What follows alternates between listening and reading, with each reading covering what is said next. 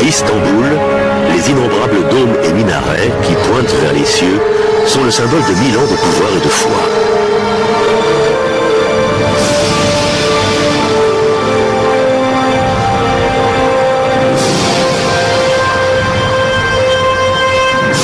En effet, c'est ici qu'au XVIe siècle, l'islam va devenir une civilisation puissante, ambitieuse et impériale.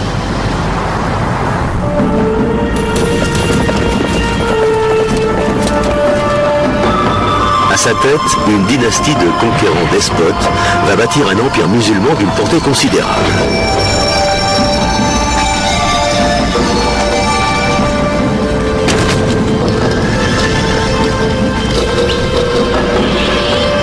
Inspirée par son dirigeant le plus célèbre, Soliman le Magnifique, cette civilisation va étendre son pouvoir jusqu'aux portes mêmes de l'Europe. Tout au long de cette époque grandiose, l'islam et l'Empire ottoman vont s'arroger puissance, conquête et fortune.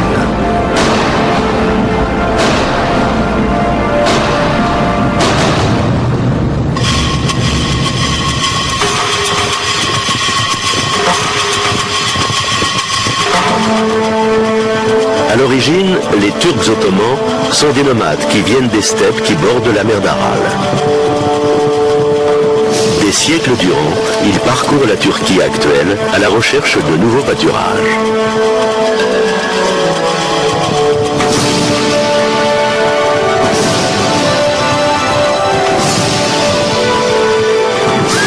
Les sultans musulmans les enrôlent comme mercenaires pour combattre les hordes mongoles. Mais les bouleversements occasionnés par les invasions mongoles encouragent les Turcs à revendiquer leur propre territoire.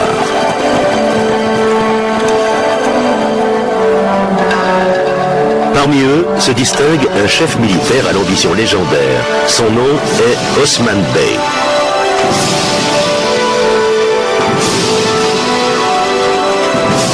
On rapporte qu'Osman aurait fait un rêve surprenant, celui d'un arbre magique dont les nombreuses branches allaient engendrer une puissante descendance. Quelle est la part de vérité? Quelle est la part de légende? C'est de toute façon une belle histoire et on se souvient des légendes plus facilement que de la réalité.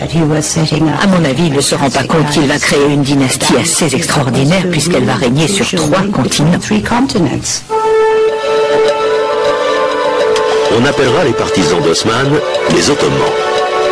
Ils se considèrent comme des guerriers religieux, ou ghazis, dont la mission est d'introduire l'islam dans le monde entier.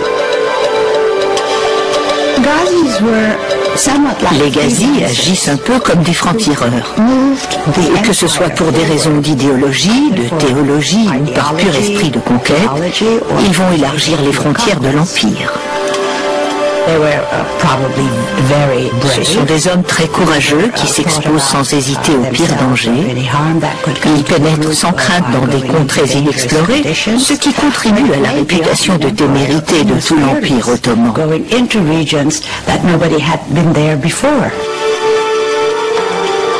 Dans l'esprit des premiers Ottomans, l'expansion ne peut s'effectuer que vers l'ouest. Et il y a pour cela de bonnes raisons. Ils ne peuvent pas aller à l'est ou au sud parce que ces terres sont sous le contrôle de leurs frères, les émirs turcomans musulmans. Or, les musulmans ne sont pas censés se battre entre eux. Par conséquent, pour eux, les seuls espaces possibles d'expansion sont les territoires chrétiens de l'ouest. Les guerriers d'Osman se dirigent donc vers le nord et l'ouest. Ils traversent l'Anatolie et pénètrent un territoire traditionnellement dominé par les chrétiens, l'Empire byzantin, qui est déjà sur le déclin.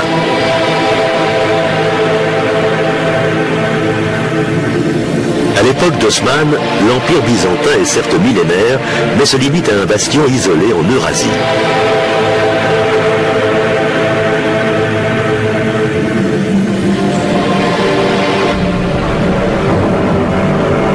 Les croisés ont dévasté la région en la traversant pour se rendre à Jérusalem. Ils ont pillé la capitale et contribué à réduire cet empire autrefois si fier à quelques petits États en conflit.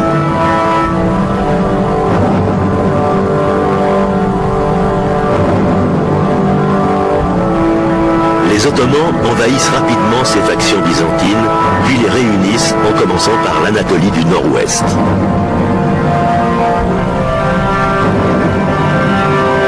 En 1326, les Ottomans s'emparent de Bursa, une puissante ville byzantine. Cette victoire va changer les coutumes des Turcs ottomans pour toujours.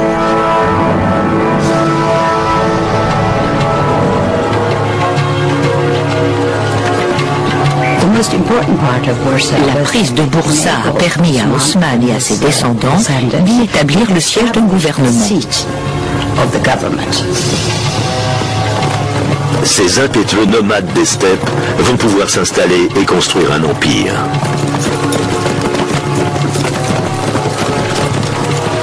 On a affaire à un véritable événement démographique. On assiste à l'évolution d'une civilisation entière qui passe d'un mode de vie nomade à un mode de vie sédentaire.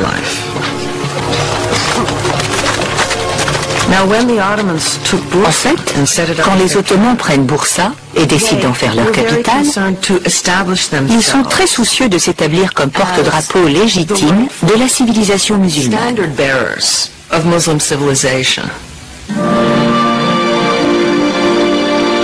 Civilisation et organisation doivent aller de pair et les Ottomans ont bien l'intention d'administrer ces vastes régions maintenant sous leur contrôle. Ils laissent en place les employés de bureaux byzantins et entreprennent d'organiser ce nouvel empire. Ils organisent la levée des impôts et la tenue d'archives.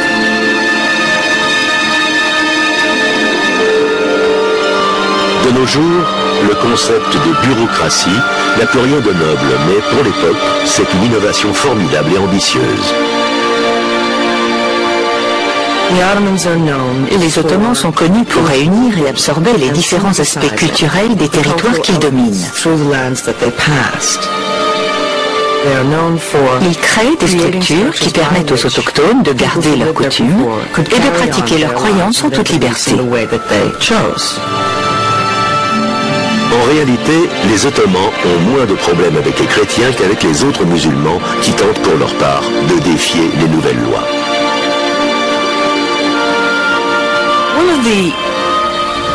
Les Ottomans sont confrontés à un problème de bureaucratie, ou plutôt de gestion. Un grand nombre de musulmans sous domination ottomane sont encore organisés en royaumes primitifs et les anciennes rancunes sont tenaces. Ces familles claniques ont gardé certaines prétentions de gloire dynastique. Les Ottomans craignent constamment qu'elles ne se soulèvent et créent une rébellion. Il serait par conséquent imprudent d'intégrer cette population dans leur armée.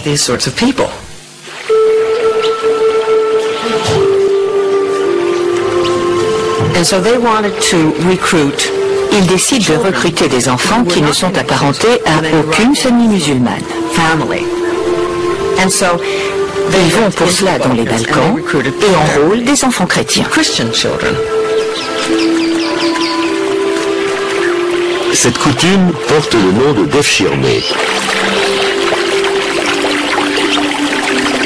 En théorie, les jeunes garçons sont les esclaves du sultan, mais on ne les traite pas comme tels. On les convertit tout d'abord à la foi musulmane. On leur enseigne les rituels de la toilette et de la prière, ainsi que les langues ottomanes et arabes. Cette pratique sert un but politique autant que religieux.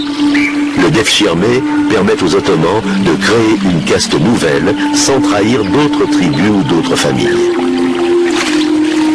Ces enfants ont un avenir si brillant que souvent les Turcs ou même les musulmans prétendent que leurs enfants sont chrétiens et les enregistrent auprès des responsables du Devshirme.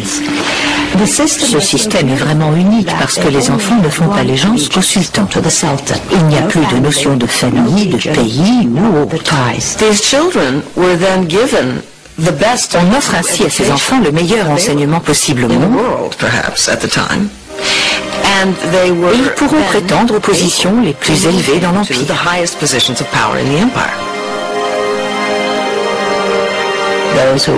Ceux qui sont doués vont dans les écoles du palais et accèdent à différents grades de hauts fonctionnaires. Ils sont vizirs ou gouverneurs. Certains deviennent même grands vizirs. Ceux qui sont robustes rejoignent le corps des janissaires. Les janissaires représentent l'élite de l'infanterie du sultan. Cette armée va imposer son modèle pendant des siècles.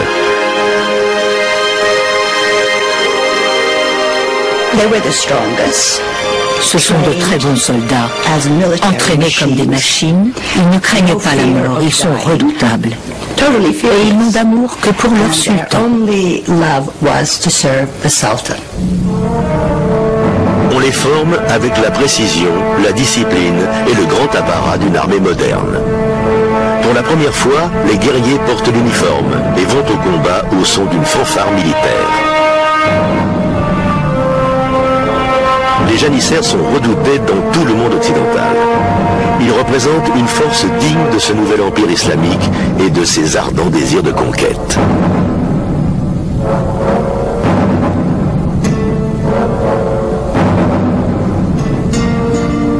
Vers la moitié du XVe siècle, l'Empire ottoman s'étend de la Turquie actuelle, que l'on appelle Anatolie, jusqu'au cœur des Balkans, avec pourtant une exception de taille.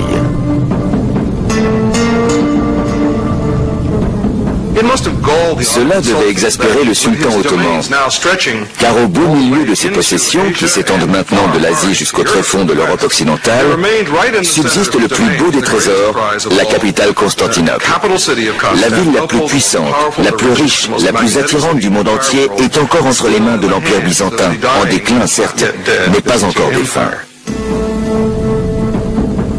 Aux yeux des Ottomans, l'importance économique et stratégique de Constantinople est considérable, mais sa signification symbolique est encore plus forte. C'est cette ville qu'il leur faut et pas une autre. Et s'ils veulent gouverner cette région, ils doivent absolument la posséder.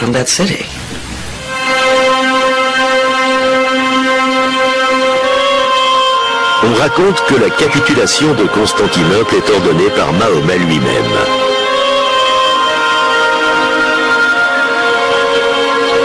Depuis Osman, chaque dirigeant ottoman a voulu s'emparer de la ville, mais les chrétiens l'ont toujours fermement maintenue en leur possession.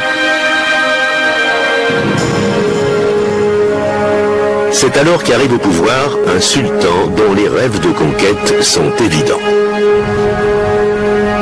L'histoire l'immortalisera sous le nom de Mehmet le Conquérant. Quand il devient sultan, il n'a que 12 ans. Mais il maîtrise déjà bien la politique ottomane. Pour éviter toute menace de lutte pour le pouvoir, il fait étrangler son demi-frère.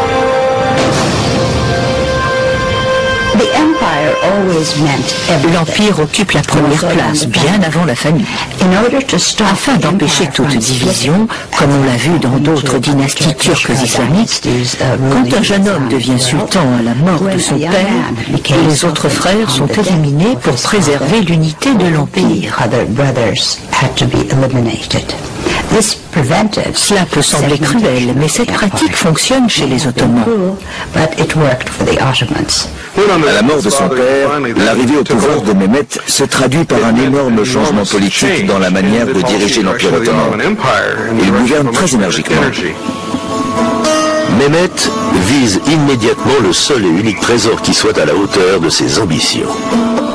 Mehmet doit conquérir Constantinople. Il n'y a pas d'alternative.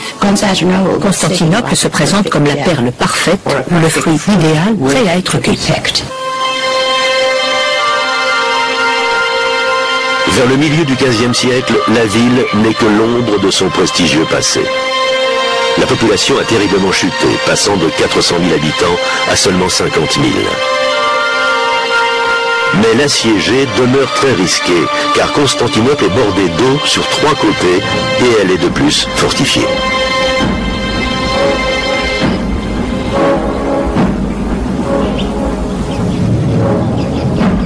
La cité est entourée par une série de 3 murs. Ces fortifications de plus de 30 mètres de haut et de 9 mètres d'épaisseur résistent depuis plus de 1000 ans.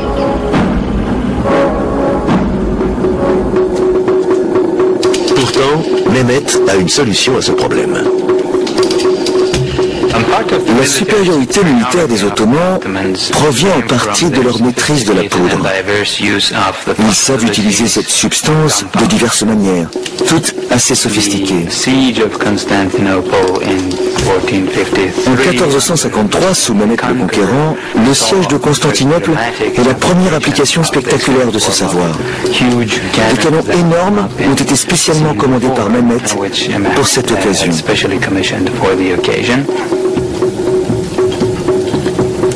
Jusque-là, les canons étaient constitués de bandes de métal forgées réunies par des arceaux. Ils lançaient des projectiles de pierre avec guère plus de force qu'une simple catapulte.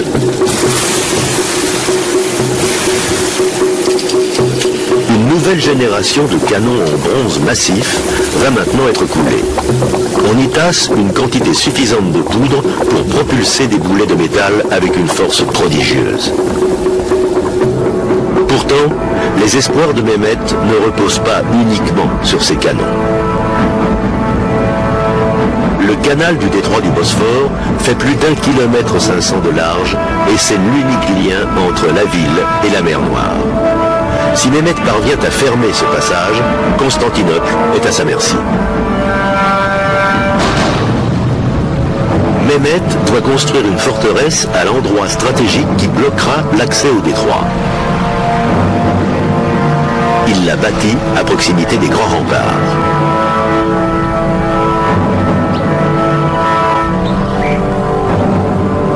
Quatre mois à peine lui suffisent pour construire une énorme citadelle à 7 tours, appelée Roumeli Hisari.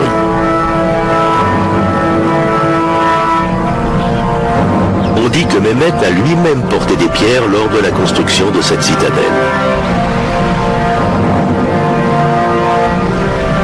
Elle est à peine achevée qu'il resserre déjà son étreinte autour du Bosphore.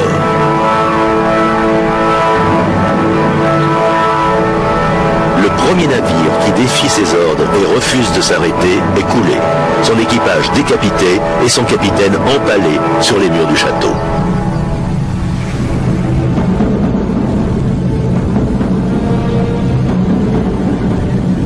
Pour empêcher les bateaux de Mehmet de s'approcher, les Byzantins tendent une énorme chaîne en travers du détroit.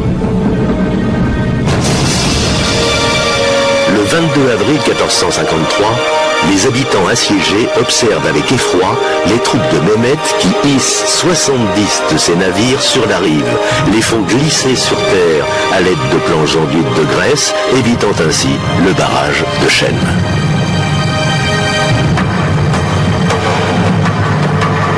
Plus de 100 000 soldats ottomans sont maintenant déployés devant les murs de Constantinople. Ils préparent le plus grand bombardement de l'histoire de la guerre.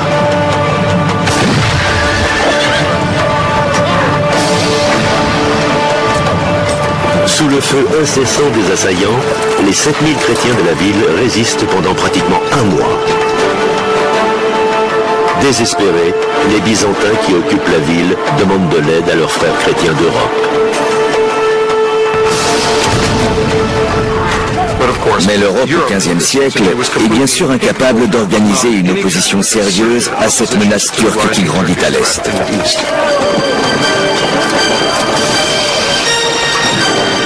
À cette époque, les monarques européens ont leurs propres problèmes militaires et politiques. Constantinople va devoir se débrouiller toute seule.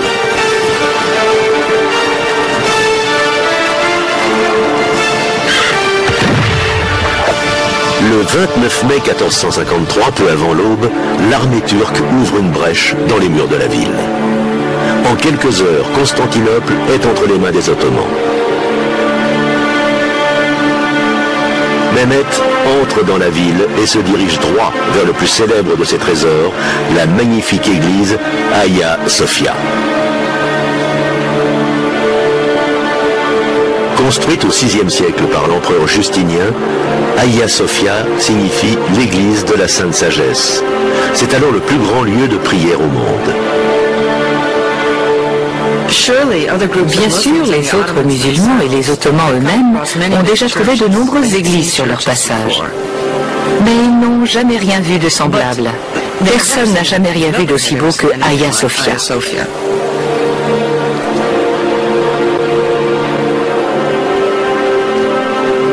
Hagia Sophia, ou Hagia Sophia, comme l'appellent les Turcs, est une des merveilles de l'architecture mondiale. Son dôme est le plus grand et le plus haut jamais construit. Il est admirablement décoré d'or, de mosaïques, et les volumes sont merveilleux. Pour Mehmet, c'est un superbe butin. À l'intérieur de l'église, une voix turque s'élève et proclame en arabe le premier pilier de l'islam. Il n'est de Dieu que Allah. Mahomet est son messager.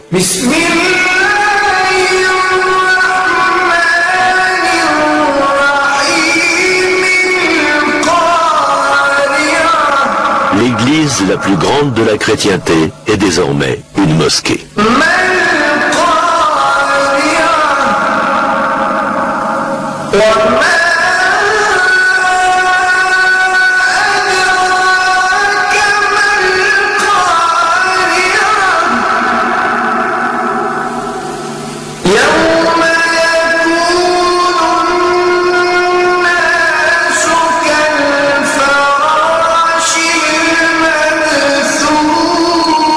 L'architecture de Hagia Sophia va inspirer toutes les mosquées ottomanes à venir.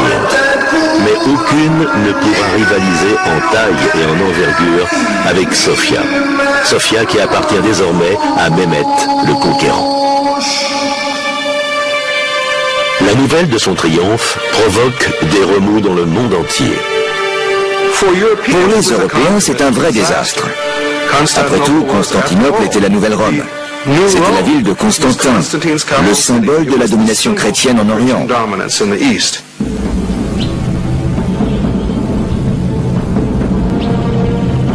Les dirigeants ottomans ont différents titres pour se qualifier. Khan signifie empereur en turc. Shahisha, le roi des rois en perse. Et sultan est le mot arabe pour dirigeant.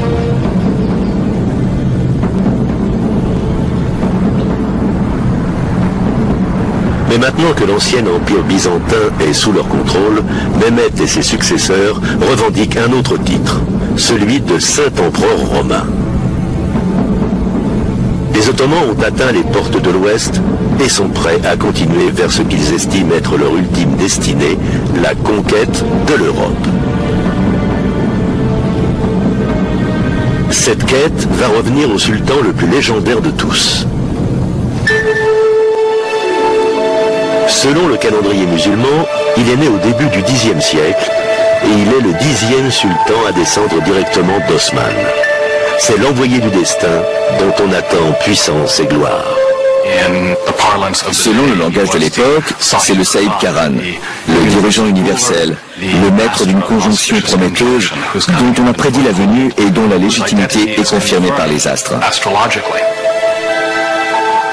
Il s'appelle Soliman, de Salomon, le roi de l'Ancien Testament. Et sous son règne, l'Empire ottoman va atteindre son apogée. Soliman est extrêmement cultivé. On le forme au sultanat depuis le jour de sa naissance. Dans sa jeunesse, il noue une relation qui va avoir un immense impact sur sa propre vie ainsi que sur l'Empire. Il était encore prince de la couronne quand il se lie d'amitié avec un jeune converti d'origine grecque qui a pris le nom d'Ibrahim.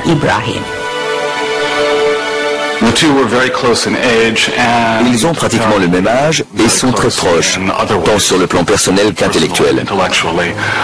On peut dire qu'ils ont été élevés ensemble. Et selon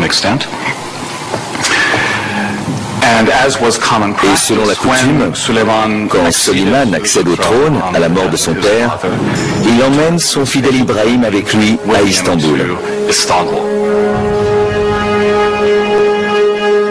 Quand il accède au trône, Soliman a 26 ans et il est bien déterminé à marquer le monde de son empreinte, c'est-à-dire dès que ses ministres le lui permettront.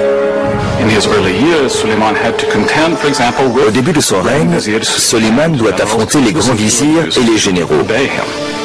ceux-ci refusent tout simplement de l'écouter, estimant que ce jeune homme de 26 ans n'a pas fait ses preuves et qu'il n'y a aucune raison de lui obéir.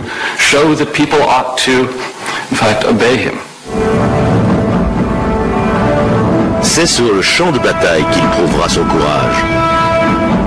En effet, on attend de chaque nouveau sultan qu'il commence son règne en étendant son empire. Les Ottomans contrôlent maintenant le Kurdistan, l'Égypte et les deux villes saintes de l'islam, la Mecque et Médine. Pour conquérir l'Europe, Soliman va commencer par Belgrade, en Hongrie.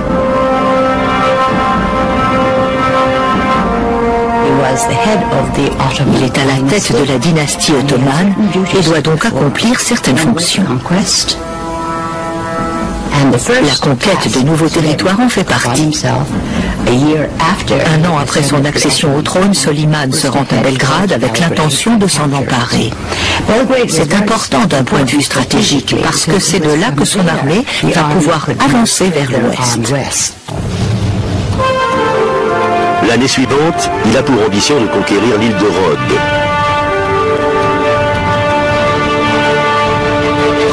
Cette petite île est gênante car c'est un bastion de la chrétienté dans une mer par ailleurs ottomane.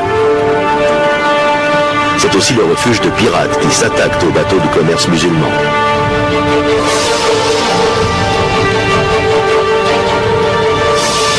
Les 50 000 défenseurs de Rhodes protègent l'un des forts les plus résistants du monde. Cette fois, Soliman ne fait pas usage de la poudre et de ses énormes canons. Il échafaude une nouvelle stratégie très peu utilisée jusque-là. Les Ottomans sont les tout premiers à faire preuve de créativité dans l'utilisation d'explosifs pour des fins militaires.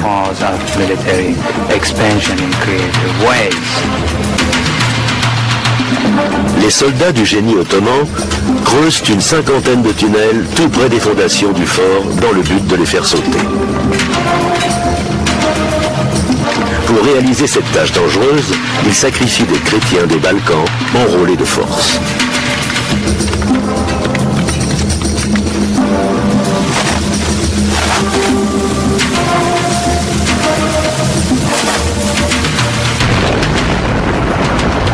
L'énorme explosion marque le début d'un assaut acharné qui va durer 6 heures.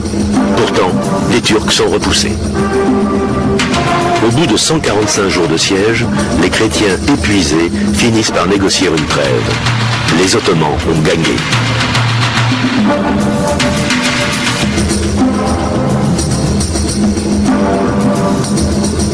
Cette conquête fait bien plus qu'inclure Rhodes dans l'Empire. Le sultan Soliman peut maintenant être pris au sérieux et sa marche vers la victoire a commencé.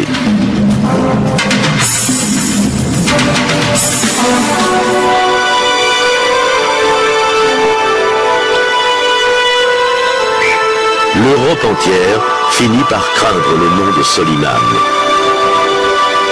Mais dans son propre pays, il n'a pas la même réputation. L'histoire islamique le mentionne sous le nom de Kunan, qui signifie le législateur. Les Ottomans sont des bureaucrates dans toute l'acceptation du terme. Ils gardent la moindre archive et pour contrôler les différentes peuplades de l'Empire, ils doivent organiser un système juridique très élaboré.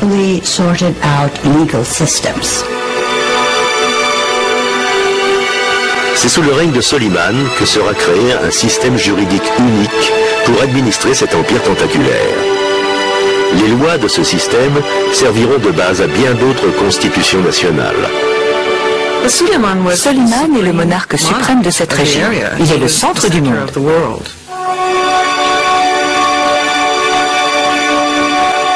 En architecture, il instaure une ère classique et inaugure les édifices les plus spectaculaires que le monde ait jamais vus.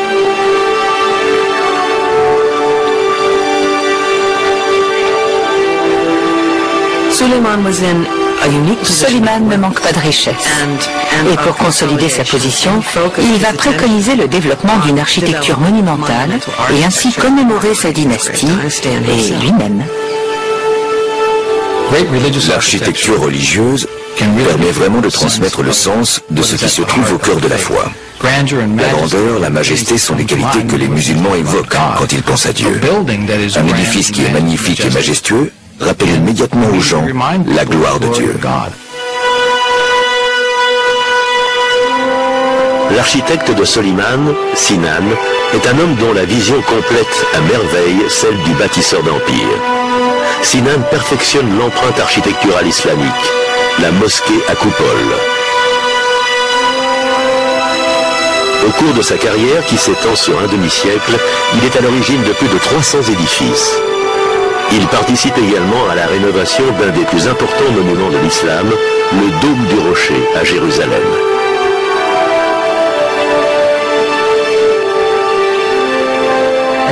C'est bien sûr pour le sultan qu'il bâtit son chef-d'œuvre, la mosquée Suleymaniye à Istanbul.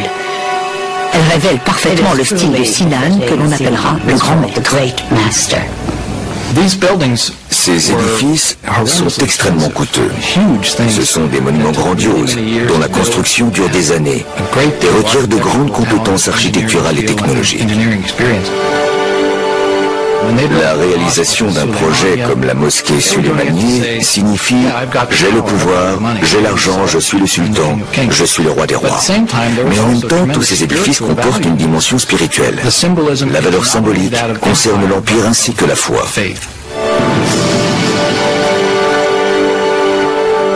Se conformant aux enseignements de Mahomet, la grande mosquée est un véritable centre de services sociaux, avec un hôpital, une école et une bibliothèque. On dit que lors de son inauguration, Soliman, très impressionné, la contemple et s'exclame « Ô toi, Salomon, je t'ai maintenant surpassé ».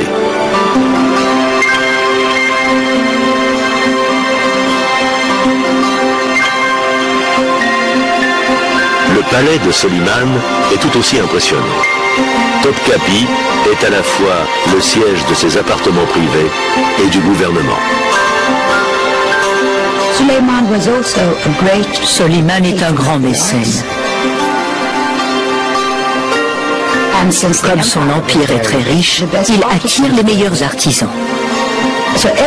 L'art et les talents se développent de toutes parts.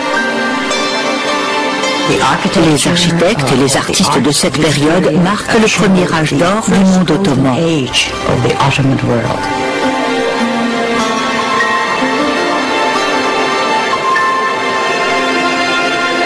Tout ce qui provient de ce palais est raffiné.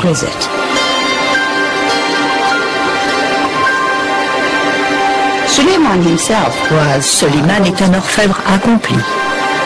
Pour les Ottomans, le sultan lui-même doit posséder un savoir-faire concret. Le fait d'être sultan n'est pas considéré comme un métier.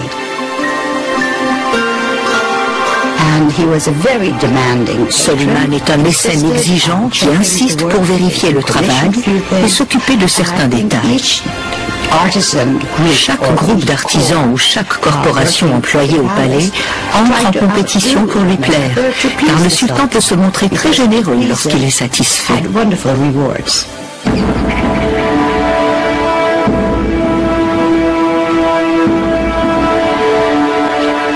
Bien entendu, les Ottomans vont avoir une grande influence sur l'imagination des Européens. Le talent, la pompe et la baraque qu'ils déploient lors des cérémonies sont tels que le monde entier en reste confondu. C'est sans aucun doute l'un des plus grands empires au monde. Et les observateurs européens ne peuvent repartir sans un immense sentiment de respect pour ce pouvoir grandiose.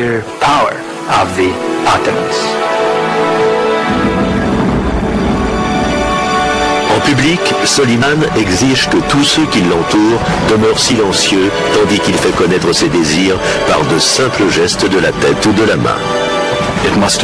Cela doit être très impressionnant de voir le parterre du palais rempli d'environ 6 000 ou 7 000 janissaires ou hauts fonctionnaires, tous empreints d'un silence total.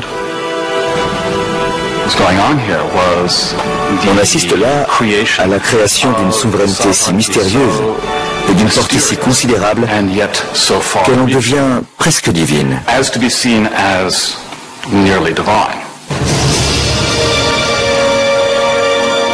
Tandis que le pouvoir de Soliman s'étend, Ibrahim, son ami de toujours, gravit lui les échelons à la cour impériale.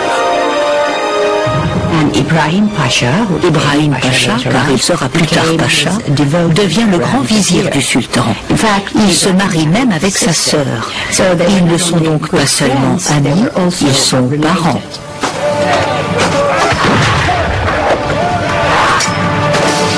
Ibrahim fait campagne avec sa propre armée. Son influence croît tout autant que son ambition, si bien qu'il devient numéro 2 au palais, avec pour seul maître Soliman.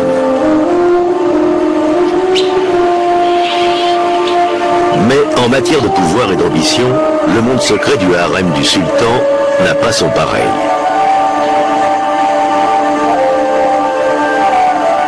Contrairement au stéréotype occidental, le harem n'est pas le terrain de jeu du sultan, mais plutôt le centre du pouvoir dynastique. Le harem équivaut au quartier privé du sultan. On a tendance à croire que le harem désigne le lieu où vivent les femmes. Mais en fait, c'est un lieu d'intimité, le domicile privé du sultan, en quelque sorte. Selon l'islam, le sultan peut avoir 4 femmes et de nombreuses concubines. Ce système est conçu pour assurer des héritiers, tout simplement. Quand on examine les détails de son fonctionnement, on s'aperçoit que cela n'a rien de très érotique. Le sultan n'a pas vraiment de liberté dans le choix de ses compagnes. Il ne peut pas regarder autour de lui et dire « c'est elle que je veux », parce qu'en réalité, c'est plutôt sa mère qui décide.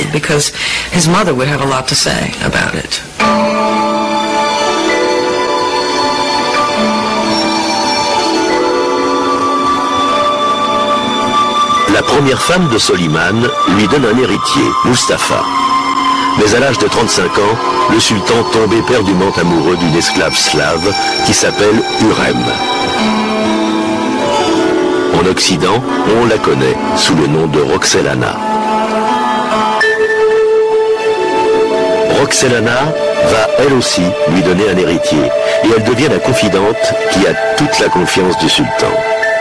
Le sultan est censé être protégé de toute influence et de tout rival. D'une certaine manière, ça crée un vide autour de lui et ça laisse le champ libre à la vie du harem.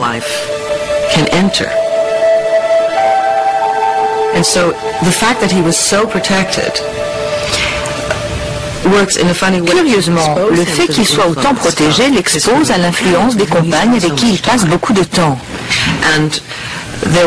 Il est entouré de femmes très intelligentes et ambitieuses. Roxelana est la plus célèbre de toutes.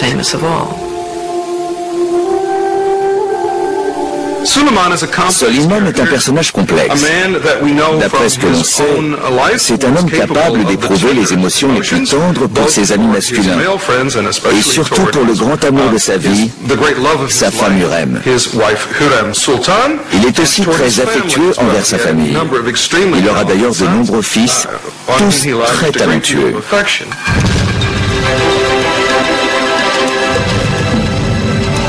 Soliman élève son fils aîné, Mustapha, pour qu'il accède au pouvoir. Selon la tradition ottomane, le jeune prince entre dans l'armée et très vite, il doit prouver qu'il est un bon général. Et Mustapha a l'envergure d'un héritier. Pour Soliman, l'avenir de l'Empire semble illimité.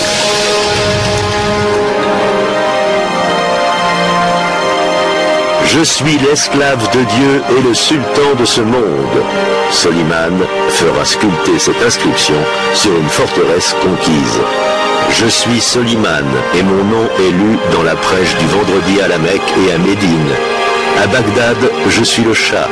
Dans les royaumes byzantins, je suis César. Et en Égypte, le sultan. Au fait de son pouvoir, il se voit bien sûr dominer tous ses rivaux, peut-être à juste titre.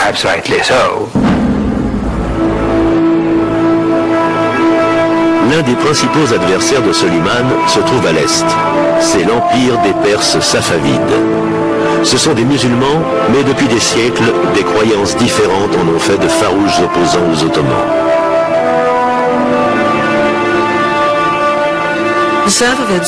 Les Safavides aussi sont turcs d'origine et d'ailleurs, ils parlent le turc au quotidien. Mais contrairement aux Ottomans qui se dirigent vers l'ouest pour leur conquête, les Safavides se dirigent vers le monde musulman.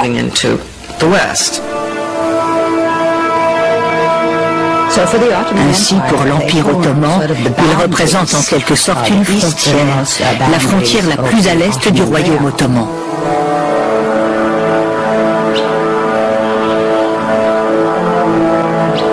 La dynastie safavide est constituée de musulmans chiites, les ennemis déclarés des sunnites ottomans. Selon les chiites, le dirigeant doit être désigné par son prédécesseur et appartenir à la famille de Mahomet. Pour les sunnites, cette désignation n'est pas nécessaire et on peut être le dirigeant de la communauté sans être un descendant direct de Mahomet. Cette contestation de la légitimité est la base de la scission entre les chiites et les sunnites, une violente division qui perdure de nos jours dans le monde musulman. Je dirais que les Ottomans ne se sont jamais sentis aussi sunnites que le jour où les Safavides se sont affirmés en tant que chiites.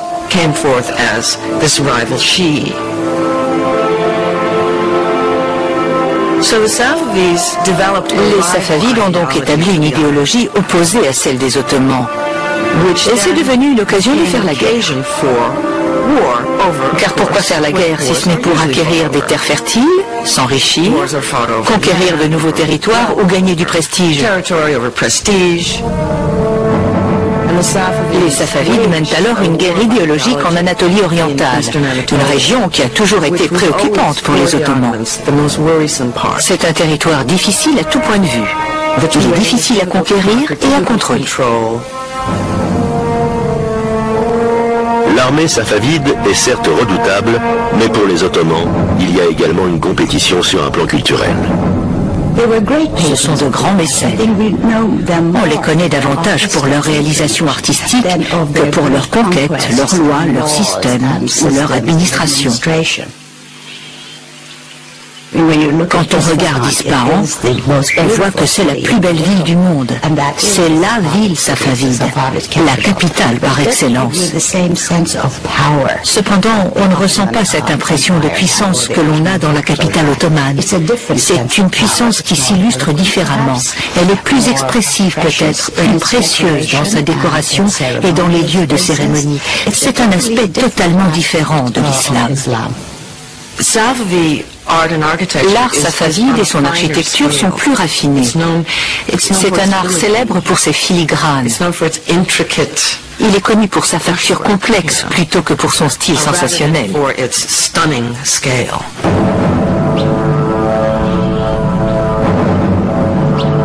Dans les élégants palais des chahs safavides se trament des complots contre Soliman et sa dynastie qui lui parviennent aux oreilles.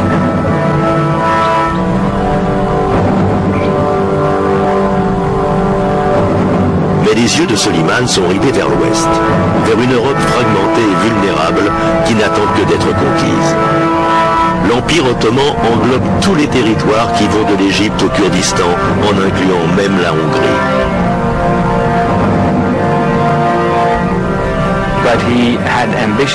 Mais Soliman ambitionne de contrôler des territoires toujours plus grands.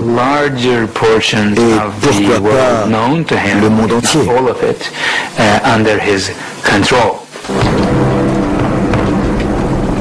Pour Soliman, la prochaine étape est Vienne. Conquérir cette ville serait un véritable coup de poignard dans le cœur de l'Empire européen des Habsbourg et ouvrirait la voie vers l'ouest. Mais alors que les Ottomans puissamment armés partent pour Vienne, le mauvais temps joue contre eux. Les lourds canons qui ont permis aux Ottomans de remporter d'écrasantes victoires s'enlisent dans la boue. Soliman doit les laisser derrière lui.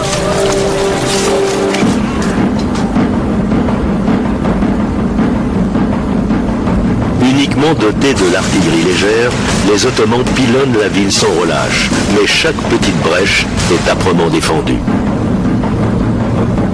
Après un long siège et à l'amorce de l'hiver, Soliman retire ses forces armées.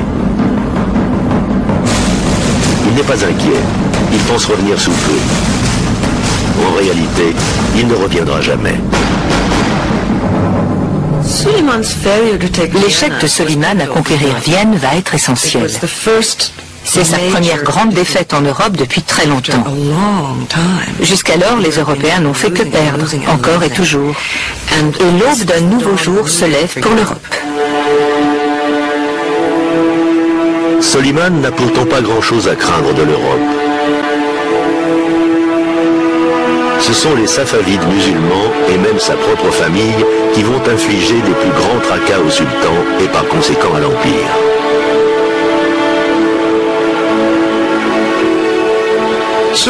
Au XVIe siècle, Soliman est d'une certaine façon l'incarnation du dirigeant juste et sage, qui est en même temps un personnage tragique.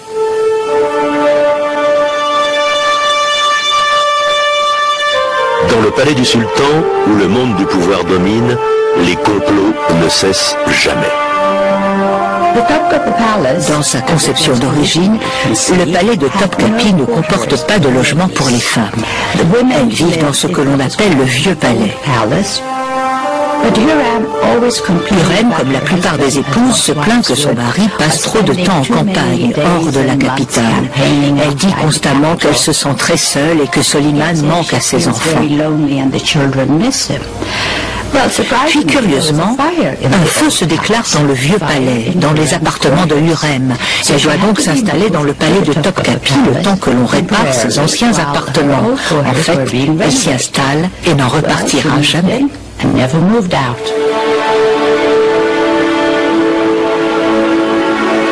Hurrem se trouve maintenant au centre du pouvoir. Elle fait tout pour promouvoir son fils comme seul et unique héritier, et elle est au centre d'un réseau de commérages et de soupçons funestes. Elle est totalement dévouée à son mari. Elle prend chaque attaque contre lui comme une attaque personnelle contre laquelle elle doit lutter. La première menace vient d'Ibrahim Pacha, qui s'arroge de titres uniquement accordés au sultan.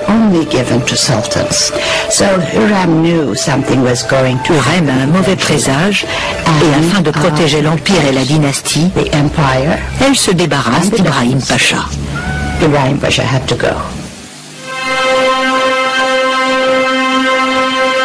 Le 15 mars 1536, Soliman et Ibrahim Pacha dînent ensemble, comme souvent. Le lendemain matin, on retrouve le corps d'Ibrahim. Il a été étranglé.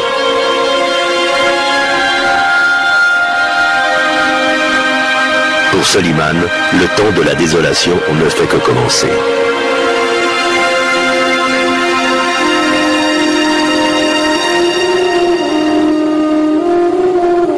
Quelques années après la mort d'Ibrahim, Hurrem prétend avoir découvert un complot visant à renverser Soliman.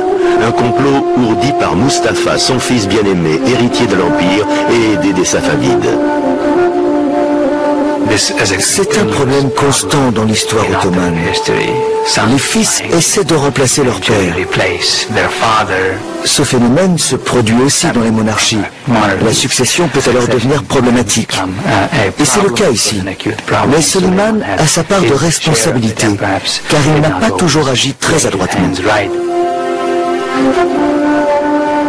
Sans hésiter, Soliman ordonne l'exécution de Mustapha. Il s'assoit ensuite pendant plusieurs jours près du corps du jeune homme, interdisant à quiconque de le toucher. L'avenir de l'Empire semble bien terni.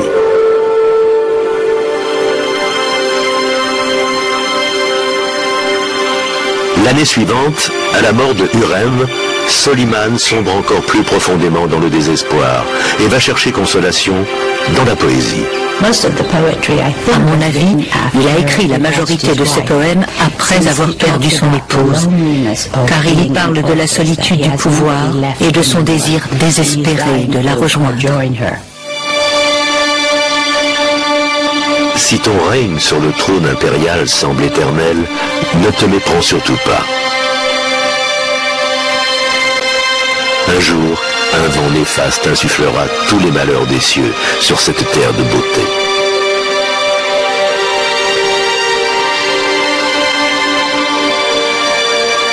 Au comble de la solitude, le sultan dont le pouvoir, et maintenant le chagrin, semblent illimités, n'a plus qu'un seul refuge. Retourner sur le champ de bataille et reprendre ses conquêtes guerrières. Il a mené personnellement 13 campagnes. La dernière a eu lieu à Zigedvar, au sud de la Hongrie actuelle. Je pense qu'il savait que cette campagne allait être la dernière. Il l'a dirigée lui-même, tout en sachant qu'il ne reviendrait pas. En 1561, l'homme qui aura régné si longtemps sur l'Empire meurt entouré de ses généraux dans son grand pavillon de guerre. Il a 67 ans. Aucun autre sultan ottoman après lui n'aura ce prestige. Les nouveaux réseaux du pouvoir vont se déplacer de la mer Méditerranée à l'océan Atlantique, puis vers le Nouveau Monde, délaissant petit à petit l'Empire ottoman.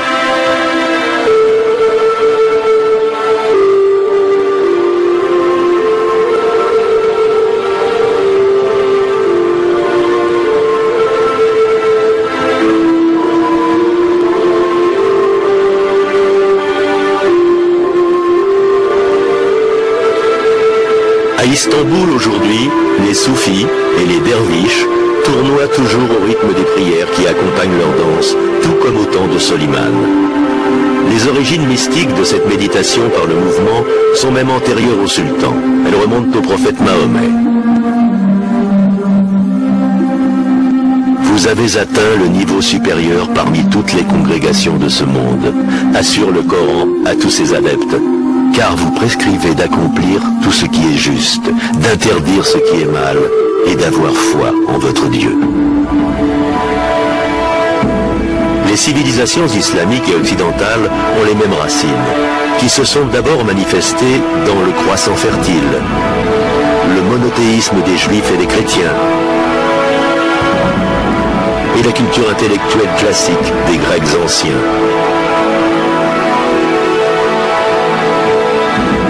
Spirituellement, les deux traditions sont à la fois semblables et différentes. L'héritage de l'islam se mêle à celui de l'Occident. Et pour les milliards de musulmans qui forment la deuxième plus grande communauté religieuse au monde, c'est un héritage vivant, un élément fondamental de la grande quête des humains, la civilisation.